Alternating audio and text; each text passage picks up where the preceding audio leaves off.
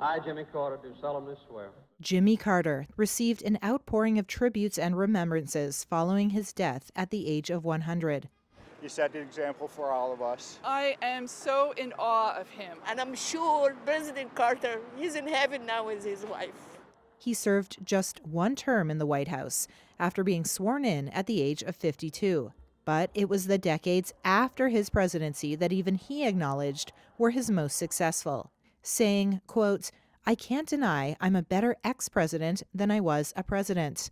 After leaving office in 1981, Carter earned a reputation as a committed humanitarian. He and his wife Rosalynn founded the Carter Center in 1982 to alleviate human suffering.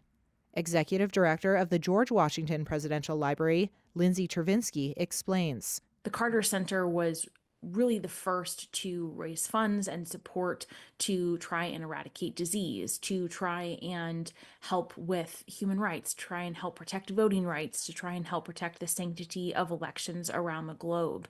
Carter's nonprofit helped lead global efforts to eradicate Guinea worm disease, a debilitating parasitic disease transmitted through contaminated water, by providing health education in Africa and helping maintain political will. In terms of the disease around the world, they actually helped eradicate a couple of diseases, guinea worm, and then I think it's also called river blindness. And so the Carters really funneled funds and attention to help eradicating a couple of those diseases. And in doing so, they have saved the lives of millions of people, which is just a remarkable feat. There were an estimated 3.5 million cases of the disease in 1986. In 2023, only 14 cases were reported. Carter, who left office profoundly unpopular, gained global acclaim as a voice for the disenfranchised. Prior to him, most former presidents went home and were pretty quiet because that was the expectation. Now, that didn't always rub everyone the right way. Sometimes he was involved in foreign policy, or he would speak out about foreign policy in a way that some of his successors felt was inappropriate. But Travinsky says his humanitarian work was hard to criticize. Carter won the Nobel Peace Prize in 2002 for his efforts to promote human rights and resolve conflicts around the world, from Ethiopia and Eritrea to Bosnia and Haiti. His Carter Center in Atlanta also sent international election monitoring delegations to polls worldwide. Here's Carter in Ethiopia in 1993.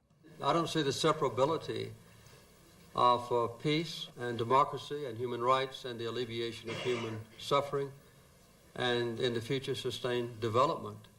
I see these as an integral part of the life of a human being or the life of a nation.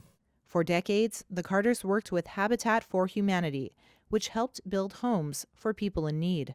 And so when they went to build a house for Habitat for Humanity, perhaps they weren't the fastest worker, maybe they weren't able to hammer as many nails as the person next to them, but by being there, they were bringing awareness to the cause and to the effort. And so in doing so, they were able to raise enormous amounts of money and public awareness of this effort. Carter wrote more than 24 books, ranging from a presidential memoir to a children's book and poetry, as well as works about religious faith and diplomacy. His decency, his goodness of spirit, his long-lasting marriage, his commitment to his faith and acting that faith out through deeds, not just words. Those are things, and I should say also his far-reaching vision about the importance of environmental protections. Those are things that almost made him more cool in the 2020s than they did in the 1970s.